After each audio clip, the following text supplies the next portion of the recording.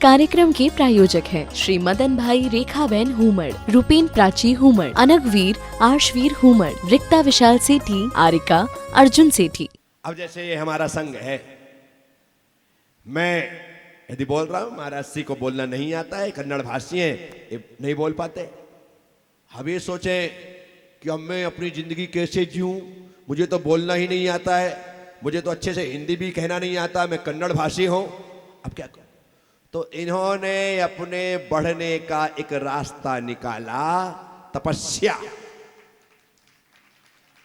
कौन सा रास्ता निकाला? अरे मैं पढ़ करके नहीं बढ़ सकता हूं तो मैं तप करके बढ़ सकता हूं। रास्ता चुना, मैं रोज ये आहार करता हूं, ये तीसरे दिन आहार करते, तीसरे दिन आहार कर रहे, ये बढ़ रहे। क्या हो रहे? बढ़ रहे।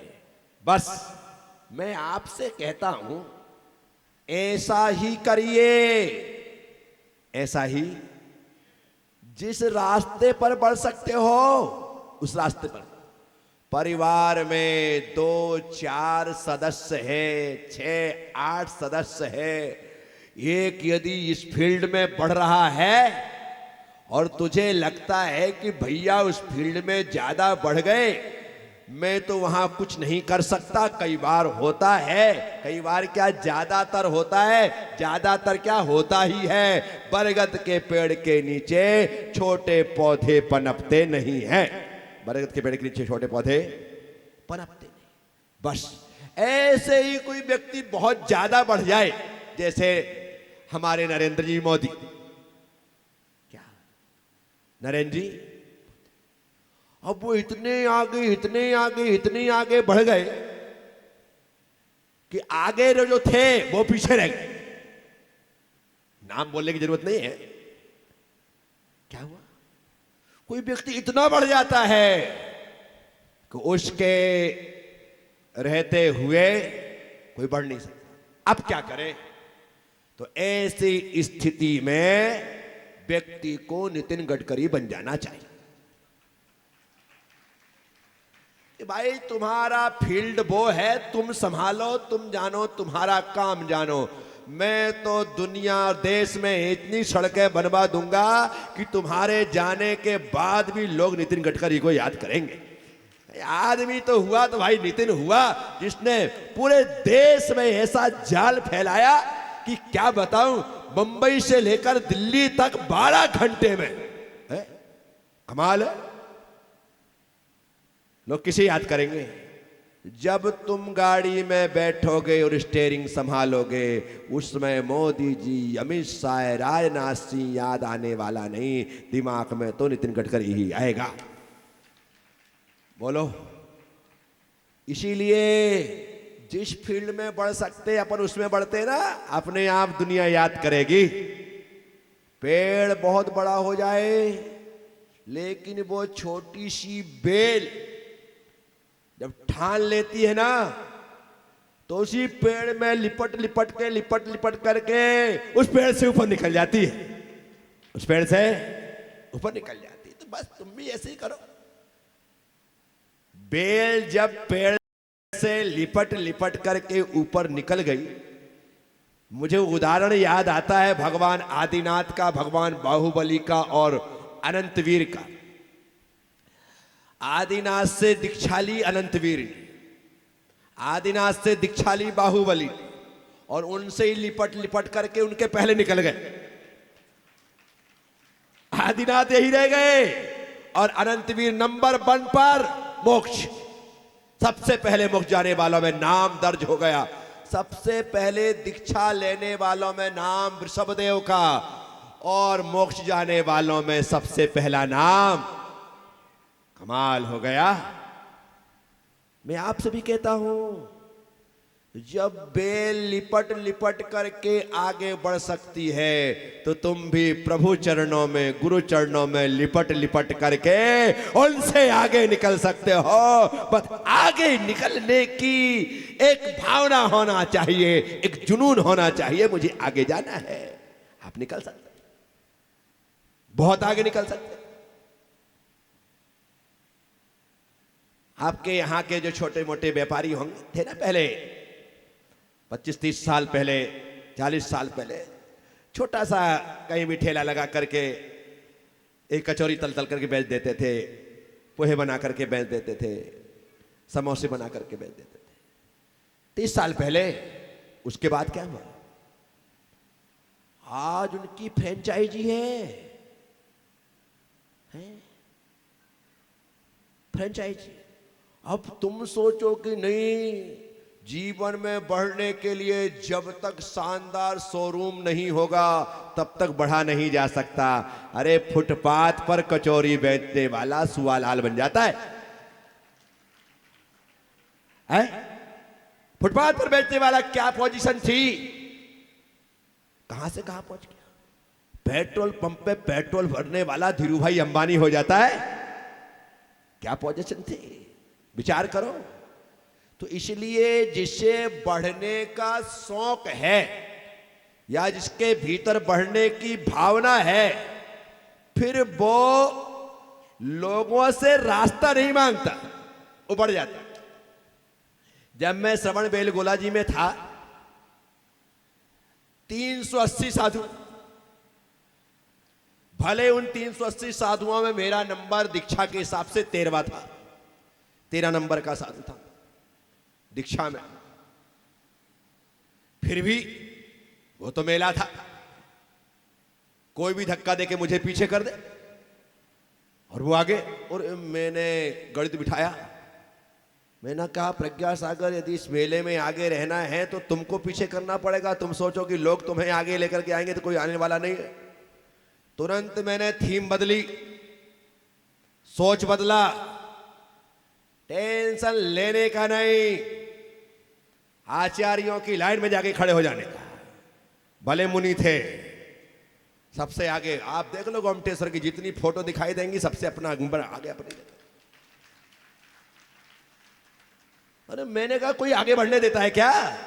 कोई नहीं बढ़ने देता है। व्यक्ति को आगे आना पड़ता है, आगे निकलना पड़ता है, अन्यथा धक्का देकर के पीछे करने वाले हजार मिलते हैं। और आना तो खुद को पड़ता है।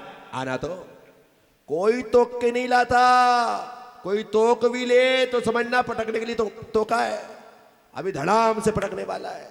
इसलिए उन पर विश्वास नहीं, खुद के पैरों पर विश्वास करो, अपनी आत्मा पर विश्वास करो और खूब आगे बढ़ो। ग्रोथ होना चाहिए। तो मैंने आपसे कहा, ग्रोथ रुक गई है तो तुम मर रहे हो, और ग्रोथ बढ़ रही है तो तुम जी रहे हो। बस जीवन और मृत्यु का लक्षण सिर्फ इतना ही है, ग्रोथ बढ़ती रहे आप जीवित हैं, घटने लगे आप मर रहे। साथियों, अंतिम सांस तक बढ़ना है। आप थक करके बैठना मत। थक जाओ तो बैठे बैठे चलना। क्योंकि मैंने जिनके पैर नहीं होते हैं उनको बैठे बैठे चलता देखा है। अभी एक छोटा सा बच्चा विवेक कहाँ गया? वो उसके पिता ने पहले कंधे पर रखा, उसके बाद उसे नीचे बिठाल दिया। नीचे बिठालने के बाद वो अपने घुटने के बल चलने लगा। क्या हुआ? पिताजी, यदि आप मुझे अपने कंधे पर बिठा करके नहीं चलोगे, नीचे रख दोगे तो क्या है, मैं चलूंगा नहीं। अरे आपके कंधे पर ना सही, आपके पैरों से ना सही, अपने पैरों से दौड़ करके नहीं, घिसट करके तो चल सकता हूं। वो बच्चा संदेश दे करके चला गया है। साथियों, चलते चलते थक जाओ, बैठ जाओ तो बैठे बैठे चलने लग जाओ। बैठे बैठे तकलीफ हो तो लेट करके रेंगने लग जाओ। मैंने सैकड़ों लोगों को, किसी को महाकाल के लिए, किसी को खाटू श्याम के लिए, किसी को वैष्णो देवी के लिए लेट लेट करके जाते हुए देखा है। इसका मतलब है पैरों से चलने वाला ही परमात्मा तक पहुंचता है, ऐसा नहीं। बैठ करके चलने वाला ही परमात्मा तक पहुंचता है, ऐसा नहीं। लेट करके चलने वाला ही आदमी में जुनून होना चाहिए तो लेटने करके चलने वाला भी परमात्मा तक पहुंच जाता है, बैठ करके चलने वाला भी परमात्मा तक। सिर्फ तुम्हारा जुनून और शरीर में ताकत है, क्षमता है, और फिर भी लोग रेलवे स्टेशन पर कटोरा फैला करके खड़े हैं, मंदिरों के सामने लोग मांगने के लिए बैठे हैं, ताकत होने के बाद भी भिखारी बने बैठे हैं। और ऐसे लोग भी हैं जिनमें ताकत नहीं है फिर भी खिलाड़ी बने बैठे। वर्तमान में क्रिकेटर है ऋषभ पंत, जिसका एक्सीडेंट हुआ था और उसके बाद सिलेक्टरों ने और सारे देश ने मान लिया था कि अब ये कभी लौट करके क्रिकेट में नहीं आए। इतना बुरा एक्सीडेंट हुआ था उसका, जिस प्रकार से ऊपर से नीचे तक वो डैमेज हुआ, उसका शरीर खेलने लायक लग नहीं सकता था कि अब खेल सकता है। अरे तो हमें तो जरा सा कुछ हो जाए तो यूं लंगड़ा लंगड़ा के चलने लग जाते हैं। कमाल करेंगे आप, उस व्यक्ति ने ऐसा रिकवर किया, रिकवर करने के पश्चात आईपीएल में शानदार उसकी बोली लगी और उसे लखनऊ ने खरीद भी लिया। उसके बाद वो इंग्लैंड भी होकर के आया, शानदार कीपिंग की, शतक लगाए। क्या कहेंगे आप? आदमी में जुनून हो तो टूटा फूटा आदमी वापस मैं क्रिकेट के मैदान में आकर के उस ऊंचाइयों को प्राप्त कर सकता है। मैं आपसे कहता हूं, लोगों को जरा सा कुछ हो जाता है, आ ई ऊ मेरे बस का नहीं है, सब कुछ तेरे बस का है, तूने अपने आप को कमजोर मान रखा है। मैं कहता हूं कमजोर मत मानिएगा, आपसे बढ़कर के फौलादी शरीर तो किसी का है ही नहीं। क्या आप तो लोहे पुरुष हैं, लोहे का शरीर है तुम्हारा। ईमान के चला करो, मैं रोबोट हूं और ये लोहे का है, इसमें किसी प्रकार की कोई तकलीफ नहीं है। लेकिन हम स्वयं अपने आप को डैमेज महसूस करते हैं, और जो अपने आप को डैमेज, जो अपने आप की इमेज डैमेज कर लेता है, वो कभी आगे नहीं बढ़ पाता है। तो इसीलिए इससे मजबूत रहना है पारस जी। गुरुदेव, मैं यात्रा पर गया, वहां थोड़ी तबीयत खराब हो गई, तबीयत खराब होने के बाद मेरे पांव में झुनझुनी सी आने लगी, थोड़ी तकलीफ आने लगी। हटा उसको, ये दिमाग में लेकर के बैठोगे तो जब भी झुनझुनी आएगी तो वही याद आएगा कि उसके बाद ऐसा हो गया था। नहीं, भारत से बढ़कर के कोई पहलवान है ही नहीं, और वो तब तक पहलवान रहेगा जब तक वो सांस लेता रहेगा। ऐसा सोच करके चलो, भाई तुम्हारी ऊपर बीमारी हावी नहीं हो सकती। ये करना पड़ेगा। हमने अपने आप को कमजोर बनाया है, और जबकि मैं मानता हूं कि धरती में मुझसे बढ़कर के कोई दूसरा खली है ही नहीं।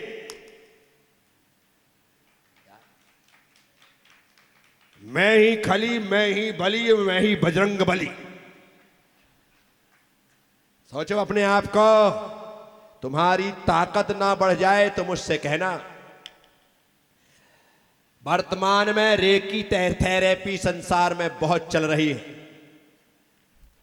और उसमें जो नियम है, सबसे पहले रेकी देने वाला रेकी रहने वाले से कहता है कि तुम्हें कुछ नहीं करना है, अपने आप को रिलैक्स रखते हुए एक बात दिमाग में रखना है और मन में सोचना है, मैं स्वस्थ हो रहा हूं। क्या? मैं स्वस्थ हूं, बस इतना ही सोचो। अब वो रेकी देने वाला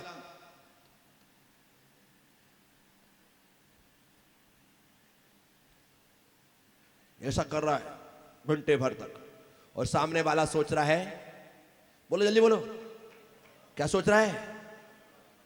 और सामने वाला समझ रहा है मैं रेकी से ठीक हो रहा हूं, और रेकी वाले को मालूम है इसने सही सोचना प्रारंभ कर दिया, इसलिए ये ठीक हो रहा है। क्या? मैं स्वस्थ हो जाऊं। मेरे पास लोग आते हैं, महाराज श्री आशीर्वाद दे दो, मैं थौक करके तो ले और बोल क्या चाहिए, अरे आज तो मजा आ गया, महाराज जी का आशीर्वाद जब से मिला है तब से बढ़िया अच्छा लग रहा है मुझे, बड़ा अच्छा महसूस कर रहा हूं। क्यों नहीं करेगा? मैंने दिए ही ठोक के। और तुम मेरे पास आओ महाराज से और मैं तुमको आशीर्वाद ना दूं, अरे यार महाराज जी का आशीर्वाद नहीं दिया, एक तो मैं तबीयत खराब थी, स्वास्थ्य भी ठीक नहीं था, फिर भी वहां तक गया, लेकिन क्या करो, कोई बात नहीं। और मैं ऐसा ठोक करके आशीर्वाद दूं और 2-3 पिच्छी लगा दूं, आदमी गाड़ी में आए और पैदल चलकर ना जाए तो मुझसे आकर कहना। आदमी के हौसले बुलंद करने पड़ते हैं, तब जाकर के उसमें जान आती है। हम सोचे कि ऐसे ही हो जाए, थोड़ी होता है, आपको उसमें प्राण फूकने पड़ते हैं। और जब मैं पंच कल्याणक प्रतिष्ठा में पत्थर को भगवान बना सकता हूं, तो क्या तुम में जान नहीं फूक सकता हूं? मेरे में वो ताकत है, मैं पत्थर को भगवान बनाता हूं। आज तक मैंने हजारों पत्थर की मूर्तियों को भगवान बना दिया, तो फिर तो तुम जीते जागते इंसान हो, तुम में जान फूकना कौन सी बड़ी बात है?